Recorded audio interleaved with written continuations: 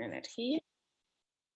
Bueno, entonces de nuevo, buenos días. Les decía que recuerden que estamos dando un paso rápido sobre todo lo que son las arcillas, todo lo que es el principio y las características, algunas características de ellas, especialmente las que me interesan a mí para fertilidad. Y pues les decía que no es posible yo decir, tráigame 3, 4 toneladas de mosmorillonita y la voy a aplicar a esta finca. Pero yo sí puedo aplicar 2, 3, 4 y dependiendo de lo que requiera la finca, toneladas de materia orgánica. Pero ojalá que esa materia orgánica sea de calidad y ojalá ustedes pudieran destinar en las fincas un espacio para realizarla, ¿sí? Realizar buenos bocachi, realizar buenos lombrihumus.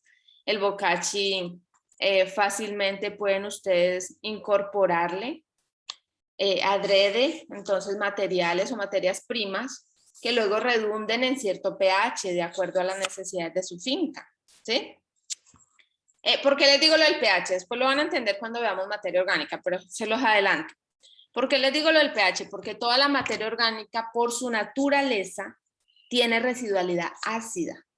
Sin embargo, cuando nosotros hemos hecho en prácticas bocachi y hemos modificado adrede el pH, o sea, permitiendo que ese bocachi no salga, digamos, con un pH de 6 ni 5, sino que ese pH lo hemos llegado hasta 7,2. O sea, que hemos hecho un buen trabajo para aplicarlo en suelos ácidos, como los tenemos en el norte del país. Entonces, cuando aplicamos ese tipo de enmienda o ese tipo de abono orgánico en un pH naturalmente ácido, entonces nosotros estamos contribuyendo con todo eso residualidad alcalina que podamos haber generado con las materias primas que utilizamos. Pero les repito, la materia orgánica, por su naturaleza, tiene pH ácido. Al tener pH ácido, tenemos que tener en cuenta el haber modificado previamente y el haber puesto una enmienda calcárea en suelos que tengan mucho ácido, por así decirlo, mucho pH ácido, ¿sí? Especialmente los del norte del país, que les digo, están en extremadamente o fuertemente ácidos. Entonces ahí siempre hay que hacer una enmienda. Bueno, aquí entonces estamos en las características ya básicas de la arcilla, todo lo que vimos ayer. Hoy solamente les voy a volver a nombrar que las arcillas tienen tipo, ¿sí? Ya sabemos que ese tipo responde a los octaedros y a los octaedros y a los tetraedros, y también les hice la símil o para que vayan recordando, algunos les facilita, del sándwich, ¿no? De que una hilita, por ejemplo, o si tenemos una caulinita, que son 1-1, entonces sería como un sándwich sin mortadela, sin queso, sin nada, solamente las 2 capas de pan. Ya entonces si tenemos una clorita, miren que tenemos una 2-1-1, ¿sí? Recuerden que este es tipo, el tipo refiere a eso, a esa relación. 1-1, 2-1 y 2-1-1. Esos son los tipos, al menos los básicos. Ahora hablamos de la SIC. Todas las arcillas tienen una SIC, una capacidad de intercambio catiónico natural de ellas, ¿sí? Entonces, ayer veíamos cómo nos gustaría mucho tener, por ejemplo, una vermiculita, una mosmorillonita en nuestra finca, ¿sí? Pero como eso no lo decido yo lo que tengo que hacer es estudiar y mandar a hacer un análisis granulométrico, un análisis mineralógico para saber qué composición entonces es la que está ese suelo, ¿sí? Ahora, la superficie específica, recuerden que les decía que es como todo lo que vimos en el microscopio electrónico, todas esas pequeñas capitas que forman octaedros y tetraedros, yo cogiera y las aplanchara, y cuando las plancho, entonces empiezan a extenderse y empiezan a hacer metros, kilómetros y kilómetros, ¿sí? Entre más tengamos eso, entre más superficie específica haya, entre más lugar para que estén expuestas las cargas negativas, ¿sí? Más expuestas las cargas negativas de todos esos agregados, más se nos va a venir a poner y a adherir, ¿qué? Los nutrientes, ¿sí? Entre menos superficie específica tengan, entonces menos van a venir todas esas carguitas de los nutrientes a adherirse. Entonces, por eso la superficie específica es bien importante. Ahora, si son contractoexpansivas o no, también es bien importante porque deben de entender que esa característica de contracexpansibilidad se contrae, ¿sí? Y se expande. Entonces, ¿cuándo se contrae? Cuando se seca, cuando el suelo está seco, cuando no ha llovido. Cuando se expande, como que se hincha, cuando ha llovido. ¿Qué pasa a veces en ese proceso de contractoexpansividad? Que a veces hay muchas arcillas que fijan, por ejemplo, potasio, ¿sí? Cuando se expande, el potasio se mete y luego cuando se contrae, queda ahí atrapado. Después hacemos un análisis y decimos, ay, pero no tengo casi potasio en mi suelo. Sí tiene, lo que pasa es que está atrapado, ¿sí? Entonces, tenemos que conocer ese tipo de cosas también para saber cómo le va a afectar o cómo le va a beneficiar yo hacer algún tipo de labranza, ¿sí? Eso es importante. Y a esos suelos, pues, con contractoexpansividad le llamamos en ocasiones suelos pesados, ¿sí? Ok. Yo les decía ayer que cuando como que el burro se les queda ahí lleno de barro cuando uno se mete allí. Estos pues son los 12 órdenes de suelos que les puse a consultar en cierto momento. Recuerden que les dejo muchas consulticas y les digo que en su cuaderno, no el de ortografía, sino en el cuaderno de fertilidad, usted apunte todas las consultas que se van dejando, apúntelas con fecha, ¿sí? Eso puede ser una forma de ayuda a largo plazo para ustedes. Entonces, recuerden que son los 12 órdenes, los más comunes que siempre tenemos. Todos ellos responden a unas características bien marcadas, bien puntuales, que están en la Key Taxonomy, ¿sí? Entonces, como todos ellos tienen sus características, allí también tenemos qué minerales de arcilla predominan en esos 12 órdenes de suelo, ¿sí? Esto solamente para que lo sepan, cuáles predominan. ¿Y por qué podemos decir nosotros, por ejemplo, que los molisoles son los mejores suelos del mundo? ¿Por qué podemos decir eso? Ah, pues fijémonos. Vamos como interrelacionando lo que hemos ido aprendiendo. Los molisoles, sí, los mejores suelos del mundo, es chévere, bueno, ¿y qué pasa con eso? Bueno, ¿responden a qué? ¿A qué contienen? ¿Sí? ¿A qué predomina allí? Si la materia orgánica y la arcilla son las químicamente activas y la arcilla es la que viene por procesos de mineralogía y de saber de qué roca vino, y tengo un molisol que tiene yita o hilita, le dicen otros, mosmorillonita, vermiculita, ¿sí? Tiene clorita o mica. Entonces, si veíamos acá, volvamos a retroceder un segundo. Si veíamos acá que esta mosmorillonita, por ejemplo, tiene una buena SIC, tiene una buena superficie específica, es contracto expansible. Ah, pues ahí está como la respuesta de por qué entonces vamos clasificando, porque entonces estas minerales de arcilla dominantes en esos molisoles tienen buenas características, entonces ahí vamos viendo por qué ellos son los mejores suelos del mundo.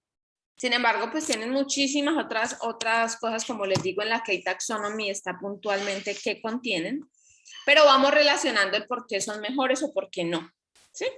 Aquí tenemos una pregunta en el chat. En ese movimiento de la arcilla, ¿qué sucede con la materia orgánica? ¿Tiene el mismo movimiento al estar arriba de la arcilla? ¿A qué movimiento te refieres, Emilio? ¿Te refieres a un movimiento? ¿A qué movimiento te refieres? ¿Emilio? Bueno, si quieres ahora me escribes por ahí. Vamos a continuar con algo que ya les he venido adelantando, que es tan importante como la fotosíntesis, ¿sí? Miren que si es tan importante como la fotosíntesis, quiere decir que sin SIC no existiríamos nosotros, ¿sí? ¿Cómo así? ¿Cómo es eso? Bueno, ¿por qué? Porque la SIC es un proceso súper importante para que la planta pueda alimentarse. Si la planta no se pudiera alimentar, pues simplemente no se podría desarrollar. Si no hay desarrollo de plantas, pues no hay comida. Y si no hay comida, pues nosotros morimos, ¿sí? Así de simple. Y entonces decimos que la SIG, ya lo hemos venido repitiendo bastante, la capacidad de intercambio catiónico. Pero acuérdense que les he dicho mucho que esa capacidad es importante porque retiene, o sea, pegadito, recuerden el clásico que siempre les digo, el clásico, la figura clásica que les mostré. Ahí es importante que se pegue, sí, que retenga, sí, pero también que libere, ¿sí? Hay otros gráficos que ahora les voy a explicar un poco más, que me gustan porque me ayudan a que ustedes vayan entendiendo. Recuerden que esto es una parte abstracta de la clase y es por eso que debe de quedar claro y deben ustedes ir también tratando de ser autónomos en sus lecturas y en sus inmersiones dentro de la clase, porque muchas cosas de esas son abstractas. Entonces uno, por ejemplo, el desequilibrio iónico, usted lo está causando debajo o en el suelo, pero usted no lo está viendo. Usted lo ve, es expresado en las bajas de rendimiento, ¿sí?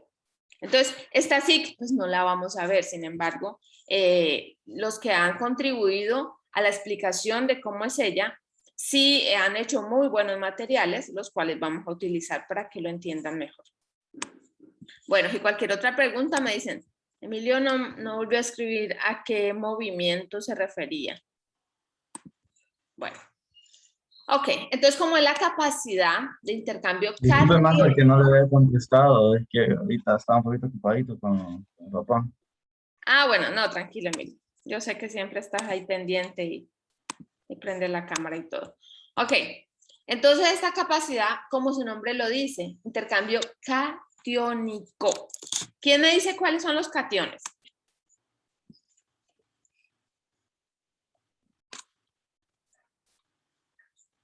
No todos al tiempo porque hay interrupción y todo eso. Los cationes no son los negativos. ¿Los cationes son? Los negativos. Bueno, pero como estamos en fertilidad, ayúdenme a complementar. ¿Serían los qué negativos? Los iones Los de que, carga,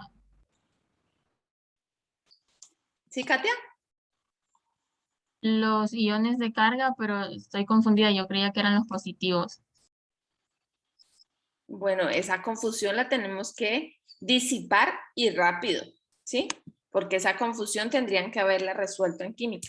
Iones positivos, Alejandra, muy bien, sí, iones positivos. Recuerden que cuando hablamos de un ion, el ion puede tener carga negativa o puede tener carga positiva. Si el ion es de carga positiva, ¿cómo se llama? Si el ion es de carga positiva, ¿cómo se llama? Aniones, ¿Todos están de acuerdo? Cation sería. Cationes. ¿Y los que son de carga negativa, cómo se llaman? Aniones.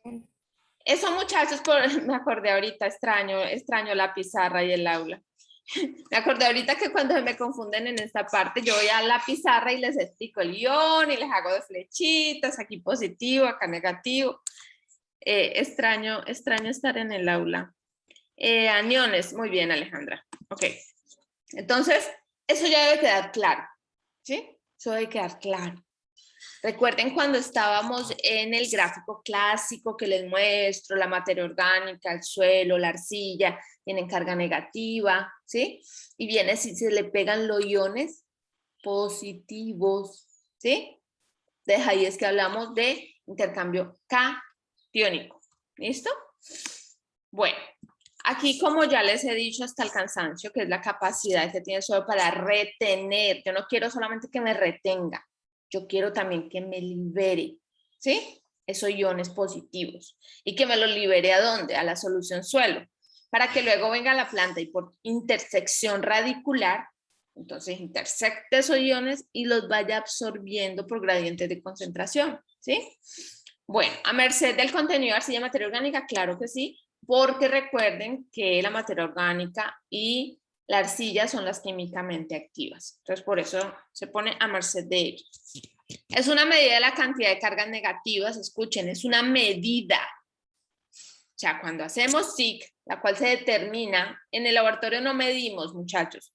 En el laboratorio determinamos. Entonces aprendas en esta palabra, ¿sí? Determinamos. Entonces cuando se determina la SIC en el laboratorio, lo que hacemos es que se miden las cargas negativas, ¿sí? ¿Para qué? Para que nosotros tengamos en cuenta o tengamos presente cuántas están, eso tiene un rango que lo vamos a ver ahorita, y allí vamos más o menos entonces diciendo, ok, estamos teniendo un suelo fértil, puedo yo entonces estar frente a un suelo que me va a permitir una liberación y una retención de iones para mi planta, ¿sí? Entonces esto nos da una idea.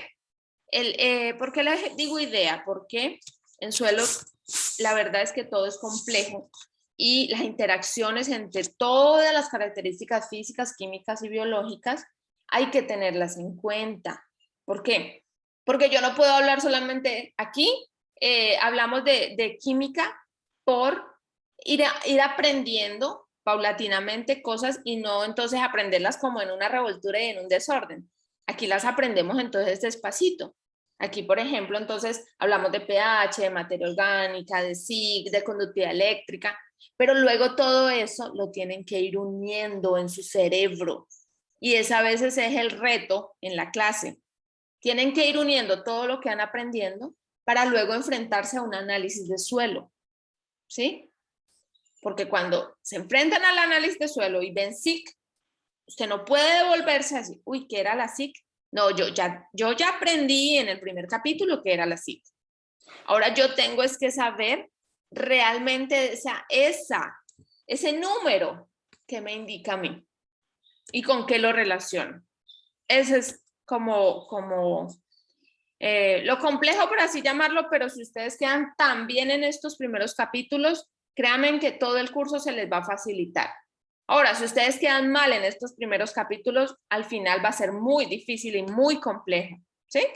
Entonces, yo intento explicarles todo lo más sencillo posible, por así llamarlo, pero ustedes deben ahondar leyendo, deben ahondar consultando, ¿sí? Para poder entonces que queden muy, muy bien. Bueno. Aquí pasemos entonces para acá. Hay muchas cosas que de aquí por favor las leen. Esto pues son curiosidades que me agrada ponerles allí para que las tengan en cuenta, ¿sí? Está C.C. Entonces si estamos hablando de que en un suelo a C.C no hay ni contracción ni expansión, ¿de qué estaríamos hablando aquí en la C.C?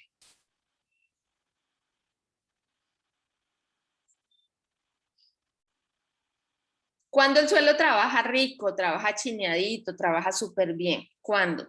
Capacidad de campo. Muy bien, Katia, capacidad de campo, que es como el estado de hidratación que todas las labores en el suelo las deberíamos hacer, ¿sí? Todas, ¿ok? Bueno, esto otro lo leen. Esto sí me parece bien importante, muchachos, y es los principales cambiadores, como ya les he dicho, son las arcillas, la materia orgánica, ¿sí? Pero cuando veamos materia orgánica van a ver que el humus lo tratamos como aparte de la materia orgánica, ¿sí? Aunque es lo mismo, pero es una parte y es la parte más importante. Y entonces tenemos también los OH de hierro y aluminio, ¿sí? Ok, y pasemos entonces a esto. Esto simplemente para que lo vayan leyendo. ¿Cuál es la importancia? Recuerden cuando les dije, la SIC es tan importante como la fotosíntesis, ¿sí? A ver, por aquí en el chat hay algo. Capacidad de campo, muy bien, Alejandra. Ok.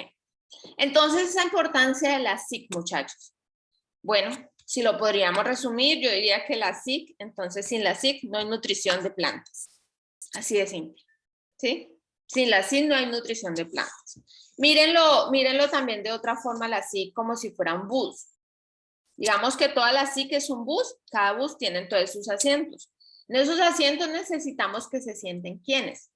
Todos los 17 nutrientes esenciales, ¿sí? Vea que yo no más digo nutrientes, no, apréndanse con nombre y apellido. Son nutrientes esenciales, ¿listo? Porque no todos los nutrientes o no todos los elementos de la tabla periódica son nutrientes. Y no todos los nutrientes son esenciales para las plantas, ¿ok? Al menos hasta ahora. ¿sí? Hasta ahora, no sabemos qué pase a futuro y por eso es que hay que estarse actualizando.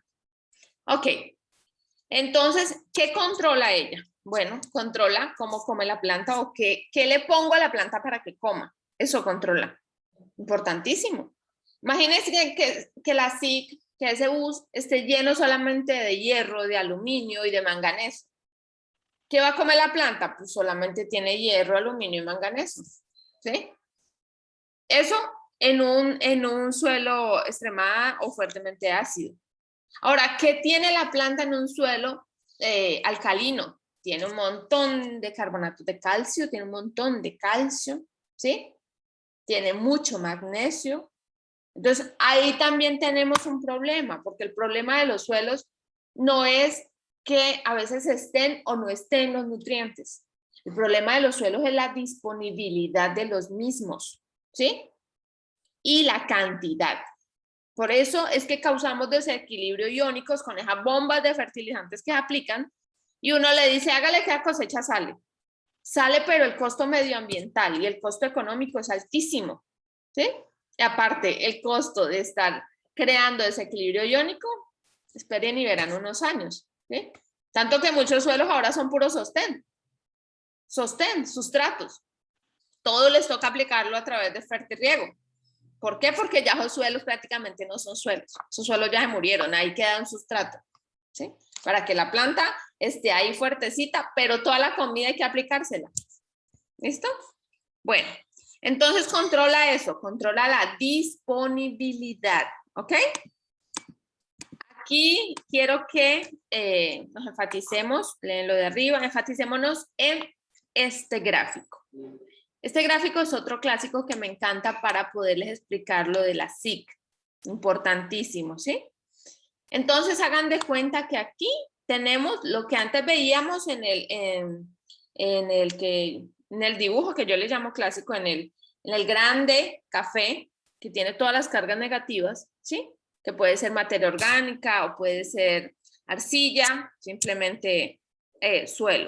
Entonces digamos que esta es la arcilla, en este caso, puede ser materia orgánica, recuerden. ¿Y cómo está cargada? Negativamente, ok. Aquí hay cargas negativas. ¿Cuántas? Eso depende de la SIC, ¿sí? Si hay muchas o muy pocas. Si hay muchas, quiere decir que todo lo que yo le ponga vía fertilización a ese suelo, me lo va a retener esa arcilla, me lo va a retener esa materia orgánica y vamos a estar bien. ¿Por qué? Porque cuando vengan por aquí los pelos radiculares de la planta, cuando estos nutrientes pasen aquí a la solución suelo y entonces ya pasen a ser cationes solubles, solubles es como come la planta, no come de otra forma, soluble todo. Entonces viene aquí y intersecta radicularmente y come, ¿sí? Digámoslo de esa forma. Pero ¿dónde está esto? Tiene que estar en la solución suelo. Ahora, yo no quiero que todos estos nutrientes me pasen absolutamente todos a solución suelo. No, yo necesito que unos sigan ahí adheridos, ¿sí? Adheridos. Unos necesito aquí adheridos y otros están absorbidos. ¿Cuáles están absorbidos? Los que la planta coma, ¿sí? Entonces, por eso es la importancia de la SIC, la capacidad de retener, o sea, yo retengo para darle comidita a la planta mañana y pasado mañana y todo, porque la planta debe comer todos los días, ¿sí? Eso es lo importante del orgánico, le va dando gotitas de nutrientes, gotitas de comidita a la planta. Ahora, el de síntesis química no hace eso. Síntesis química usted lo aplica, dependiendo de qué tecnología esté utilizando, entonces le va a dar a la planta comida por lapso corto de tiempo. Aunque por allá hay algunas tecnologías que hablan de 6 meses y bueno, pero todo eso estaría por evaluarse. Ok, entonces esta arcilla me tiene muchas cargas negativas, viene toda la nutrición, se adhiere y luego pasa cuando por gradientes de concentración, cuando digamos que la planta con sus pelos radiculares absorbe, succiona y entonces requiere comida, la va sacando allí de la solución suelo, ¿sí? De todos esos cationes que estén solubles, ella come, entonces se absorben los nutrientes y luego entonces, cuando ella vuelve a comer, de los que estén aquí adheridos a la arcilla o a la materia orgánica, van a volver a pasar a solución suelo y va a volver a comer. ¿Qué pasa si ella, listo, comió de lo que está en solución y luego toda esta arcilla o esta materia orgánica queda con casi nada de nutrientes? Queda casi nada de nutrientes. Como siempre hay agua, vienen muchos y se sienta allí los hidrógenos. Y nos empieza entonces a poner cada vez más ácido todo este medio. Ahí es que empezamos a ver cómo baja nuestro rendimiento cuando en solución suelo no está la cantidad necesaria para que la planta coma y absorba, porque no hay nada adherido a la arcilla o a la materia orgánica. ¿Sí? Entonces no está nada pegado aquí, pues si no hay nada pegado aquí, ¿qué va a pasar a solución suelo? Es una lógica que solamente hay que estudiarla, entenderla para poder comprender que si hay un bajón de rendimiento y solamente es atribuido a la nutrición, está sucediendo eso. A veces hay tantos cationes aquí pegados que no le interesan a la planta, que cuando ella está, dependiendo de su estado o su evolución o su fisiología, va a necesitar ciertos nutrientes más que otros. Y ella necesita encontrarlos aquí para poder absorberlos. Pero si no están, pues se queda con ese déficit, ¿sí? Y todos esos déficits van causando entonces que el rendimiento vaya disminuyendo, ¿ok? Pongan bien cuidado aquí, le llamamos como que enjambre, pero miren todas las cargas de ellos. Miren este calcio divalente. Miren este magnesio divalente, miren este potasio monovalente, ¿sí? Vean ese sodio, vean el aluminio, trivalente. Vean ese hierro, trivalente. Vean este manganeso, micronutriente, ¿sí? No me lo confundan con el macro. Y el famosísimo hidrógeno. Todos tienen carga positiva, ¿sí? Ok, entonces ellos juntos conforman un enjambre. ¿Alrededor de qué? De las cargas negativas, ¿sí? Esto es muy importante, muchachos, muy importante. Bueno, miremos ahora aquí. ¿Quién está por aquí? Nunca lo había visto. Que cuando estoy aquí en pequeñito no puedo ver el nombre.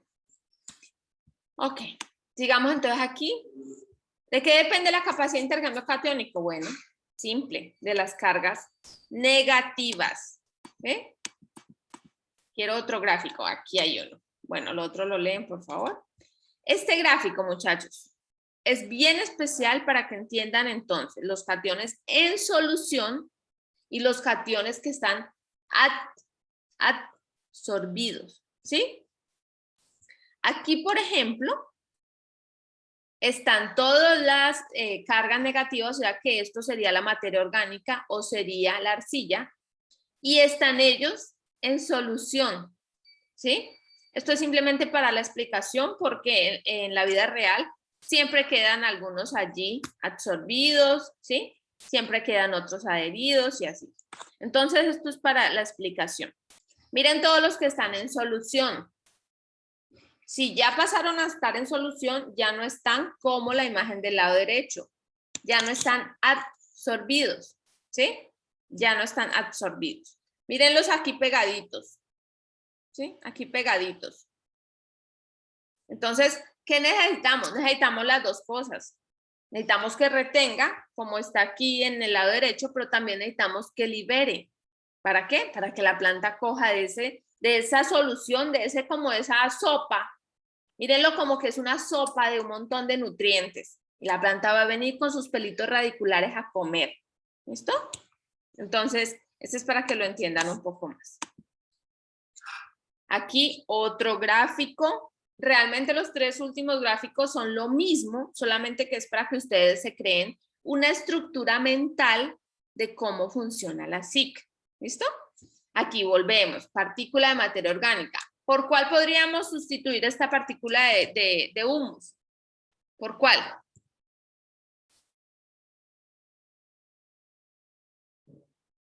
Ya les he dicho hasta el cansancio.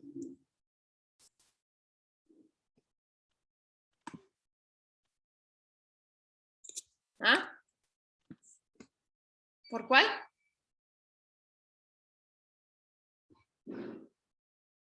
Ya lo hemos visto muchas veces, desde el gráfico clásico que les dije, les he súper repetido.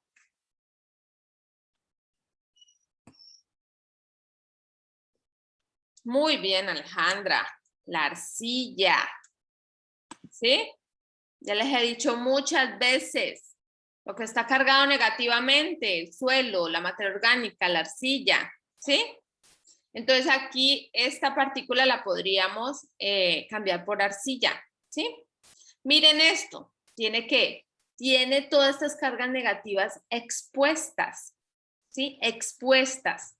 Tiene como estos radiculares ahí esperando solamente a que vengan esos cationes.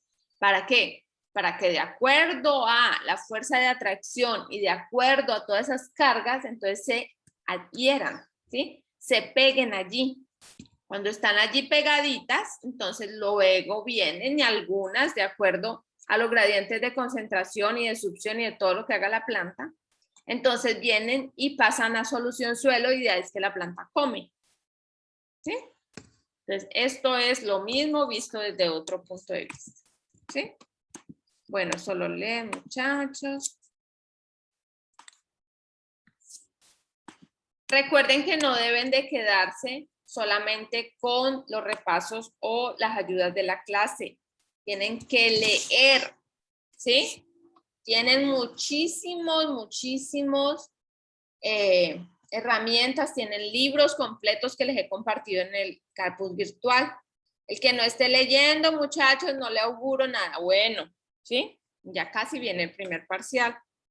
Ok, aquí entonces lo de la sustitución isomórfica, muchachos, es que uno sustituya al otro, ¿sí? Casi siempre cuando el sílice es sustituido por el aluminio. Recuerden que esto tiene directa relación con la formación de arcillas. Por ejemplo, aquí en el tetraedro. El tetraedro es la composición básica de ¿quién? ¿Quién me dice? Ese tetraedro, ¿se acuerdan que vimos cómo se llamaba cada uno? ¿Sí? Y aquí nos referiríamos a un octaedro. ¿Sí? Esa sustitución isomórfica ocurre cuando estamos en la formación inicial de la arcilla. ¿Sí? Eso es lo que ocurre, que uno se puede sustituir por otro. ¿Sí? Eso depende pues del radio iónico hidratado, depende de los desbalances eléctricos que hayan y quedan así entonces ese mineral quedaría con una carga negativa que puede ser balanceado por otro. ¿Sí? Entonces ahí es que puede ocurrir esa sustitución, que uno sustituya al otro, pero aquí es más que todo en la formación de las mismas. ¿Sí? Bueno, esto lo leen por favor, aquí tenemos el mismo gráfico. Este mismo gráfico nos dice, igual, las partículas de humus de materia orgánica están cargadas negativamente, ¿sí? Pero fíjense con todos estos radicales y todas esas cargas negativas que hay, ya casi nos saca el sistema, ya saben qué hacer para que volvamos. Pues aquí se los estamos exponiendo, ¿sí? Aquí se los estamos exponiendo. ¿Y cómo es que quedan entonces esos grupos, ¿sí? Cómo esos grupos quedan realizando o intersectando más OHs o creando agua o en ocasiones creando ácidos, ¿sí? Eso es un poquito más complejo. Bueno, miremos estos solamente para volverles a recordar